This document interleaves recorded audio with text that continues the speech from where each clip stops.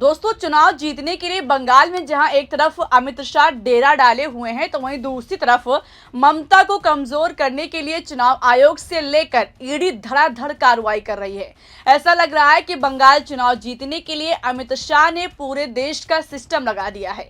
एक तरफ भाजपा की शिकायत पर चुनाव आयोग ने ममता सरकार के 5 पुलिस अधिकारियों को सस्पेंड कर दिया है, तो वहीं दूसरी तरफ बंगाल चुनाव के बीच ईडी ने 9 ठिकानों पर छापेमारी की है। लेकिन उधर कोलकाता हाई कोर्ट इतना भड़का है कि चुनाव आयोग के आदेश को ही रद्द कर दिया है। नमस्कार दोस्तों, मेरा नाम शिवानी पांडे और आप मेरे साथ देख रहे हैं 4 PM। दोस्तों, कयास तो पहले से ही लगाए जा रहे थे कि बंगाल चुनाव में साम दाम दंड भेद हर हथकंडा अपनाया जाएगा, लेकिन अधिकारियों पर चुनाव आयोग गाज गिराएगा, अधिकारियों की नौकरी छीन लेगा, इसकी उम्मीद नहीं थी। विपक्ष तो आरोप लगा ही रहा है कि भाजपा की सरकार बनाने के लिए ज्ञानेश कुमार कुछ भी कर सकते हैं। अब देखिए, भाजपा की शिकायत पर चुनाव आयोग ने 5 पुलिस अधिकारियों को सस्पेंड कर दिया है। दिल्ली से चुनाव आयोग ने बंगाल के मुख्य सचिव को लेटर भेजा और कहा कि इन 5 अधिकारियों को तुरंत प्रभाव से निलंबित किया जाए, साथ ही सख्त कार्रवाई करने के आदेश भी दिए गए हैं।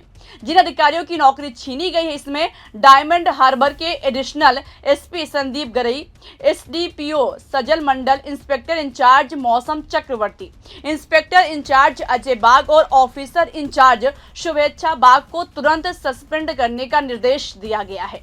चुनाव आयोग की इस कार्रवाई पर दोस्तों उंगली उठ रही है कि भाजपा के इशारों पर सब हो रहा है। चुनाव आयोग को जितना आदेश भाजपा आलाकमान दे रहा है, उतना कर रहा है। क्यों ऐसा कहा जा रहा है? क्योंकि ये कार्रवाई बीजेपी प्रत्याशियों की शिकायत पर की गई है। जी हां दोस्तों, दरअसल इन सभी अधिकारियों पर पहले चरण के चुनाव में मतदान के दौरान नियमों का सही पालन न करना, लापरवाही बरतना और एक पक्ष को फायदा पहुंचाने का आरोप लगा है। खास बात यह है कि डायमंड हार्बर टीएमसी नेता अभिषेक बनर्जी का गढ़ माना जा रहा है। दूसरी तरफ तृणमूल कांग्रेस ने जिन अफसरों की शिकायत आयोग में की, उन अफसरों पर कोई कार्रवाई अभी तक नहीं हुई है। इलेक्शन के दौरान ही चुनाव आयोग ने राज्य का डीजीपी बदलने से लेकर एसएचओ को हटाने की कार्रवाई भी कर चुका है और अब 5 पुलिस अधिकारियों पर गाज गिराई गई। टीएमसी का कहना है कि जिन अधिकारियों पर शिकायत हुई है, ये सभी अधिकारियों ने बीजेपी के इशारों पर काम करने से मना कर दिया था। यानी जब पुलिस अधिकारियों ने बीजेपी की सलाह मानने से इनकार करने लगे तो उन पर कार्रवाई की गई। लेकिन अब तक जिन अधिकारियों को लेकर टीएमसी ने शिकायत की, उस पर एक्शन लेना तो दूर की बात है, बात तक नहीं किया जा रहा है। इसलिए भाजपा और चुनाव आयोग के बीच साठगांठ पर सवाल उठ रहा है कि आखिर क्यों एक दल की मांग को अहमियत दी जा रही है और दूसरे को इग्नोर क्यों किया जा रहा है। क्या पर्दे के पीछे कोई कहानी तैयार हो रही है? दोस्तों, टीएमसी का आरोप है कि बंगाल जीतने के लिए भाजपा षड्यंत्र रच रही है। एक तरफ अधिकारियों पर गाज गिरी, तो वहीं दूसरी तरफ बंगाल में ईडी भी एक्टिव नजर आ रही है।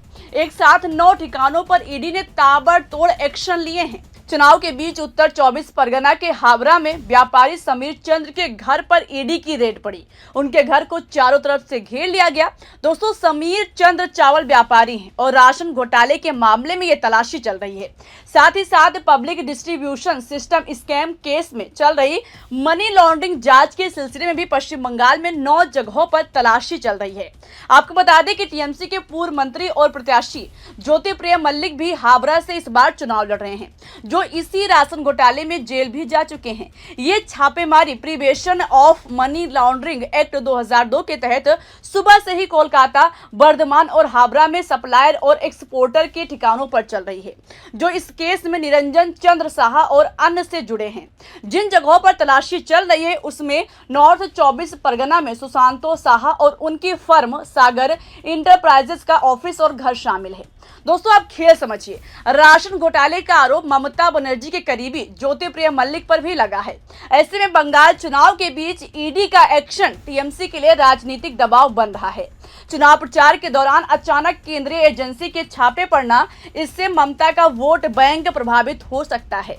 ईडी की कार्रवाई को बीजेपी भ्रष्टाचार उजागर करना बता रही है। इसके जरिए बंगाल की जनता को बताने की कोशिश की जा रही है कि इस घोटाले के तार टीएमसी से जुड़े हैं, इसलिए चुनाव के बीचों बीच कार्रवाई हो रही है। ममता अक्सर कहती हैं दोस्तों कि भाजपा ईडी सीबीआई को विपक्ष को परेशान करने के लिए इस्तेमाल करती हैं। एक तरफ ईडी का कहना है कि ये कानूनी जांच है और घोटाले के पैसे की तलाश हो रही है, तो दूसरी तरफ टीएमसी का कहना है कि ये चुनावी हस्तक्षेप है ताकि ममता की सरकार और पार्टी को कमजोर किया जा सके। इसलिए चुनाव आयोग से लेकर ईडी सब बंगाल में एक्टिव हैं। फिलहाल इन सबके बीच चुनाव आयोग को कोलकाता हाई कोर्ट में तगड़ी फटकार भी लगी है। दोस्तों आज सत्ता की आंखों में आंख डालकर पत्रकारिता करना मुश्किल हो गया है। हमारे 4 PM नेशनल यूट्यूब और फेसबुक चैनल को, जिससे आपका प्यार और विश्वास हमेशा से मिलता रहा है, उसे बंद करके सरकार ने ये साबित कर दिया है कि वो आपके सवालों से कितना डरती है। मुश्किल दौर है, लेकिन हम ना रुके थे और ना ही रुकेंगे। हम सच के लिए हमेशा लड़ते रहेंगे। ऐसे में 4 PM यूपी को ज्यादा से ज्यादा ज्वाइन करें और स्वतंत्र पत्रकारिता को जिंदा रखने के लिए जितना हो सके हमारा आर्थिक सहयोग करें। आपके सहयोग से ये जंग हम जीत कर रहेंगे। कोर्ट ने तो पहले चुनाव आयोग के फैसले को पलट दिया, उसके बाद चुनाव आयोग से सबूत मांगकर ज्ञानेश कुमार की हालत भी खराब कर दी है। दरअसल हुआ ये कि 23 अप्रैल को बंगाल में पहले चरण का चुनाव हुआ। उससे पहले चुनाव आयोग का आदेश आया कि वोटिंग के दिन बाइक चलाने पर पाबंदियां लगाई जा रही है, जबकि कार पर किसी तरह की कोई पाबंदी नहीं लगाई गई। जब मामला कोलकाता हाई कोर्ट के दहलीज पर पहुंचा तो कोर्ट भड़क उठा। कोलकाता हाई कोर्ट ने क्लास लगाते हुए कहा कि हमें ये समझ नहीं आ रहा है कि बाइक चलाने पर बैन क्यों लगाया गया। स्वतंत्र और निष्पक्ष चुनाव के नाम पर अधिकारी बाइक चलाने पर बैन नहीं लगा सकते। दोस्तों कोर्ट ने चुनाव आयोग की बाइक रैली पर प्रतिबंध लगाने के फैसले को सही ठहराया, लेकिन आम लोगों को बाइक चलाने से रोकने पर तगड़ी फटकार भी लगाई।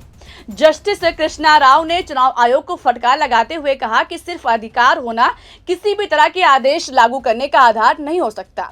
अगर आप सब कुछ बंद करना चाहते हैं तो आपातकाल घोषित कर दीजिए, लेकिन इस तरह नागरिकों के अधिकारों पर अंकुश नहीं लगाया जा सकता। इतना ही नहीं दोस्तों, कोर्ट ने यह भी पूछा कि पिछले 5 सालों में मोटरसाइकिल चालकों के खिलाफ कितने मामले दर्ज हुए हैं, जिससे यह साबित हो सके कि ऐसा प्रतिबंध जरूरी था। इसका डेटा कोर्ट को दिया जाए। साथ ही बाइकों पर क्यों प्रतिबंध लगाया गया, इसकी वजह भी बताई जाए। तो दोस्तों चुनाव आयोग अपने ही फैसले से फंस चुका है। अब उसको अपने फैसले को सही साबित करना होगा।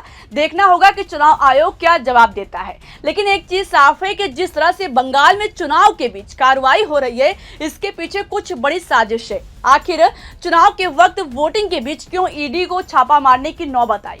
क्यों चुनाव आयोग ने टीएमसी की मांग को दरकिनार करके भाजपा की शिकायत पर तुरंत एक्शन लिया? क्या अमित शाह अपनी पूरी ताकत और सिस्टम लगाकर बंगाल चुनाव जीत पाएंगे? दोस्तों इस सवाल के जवाब पर और इस पूरी वीडियो पर आपको क्या लगता है, अपनी राय बताइएगा। वीडियो को लाइक कीजिएगा, शेयर कीजिएगा, ज्वाइन कीजिएगा। देख रहे 4 PM। नमस्कार।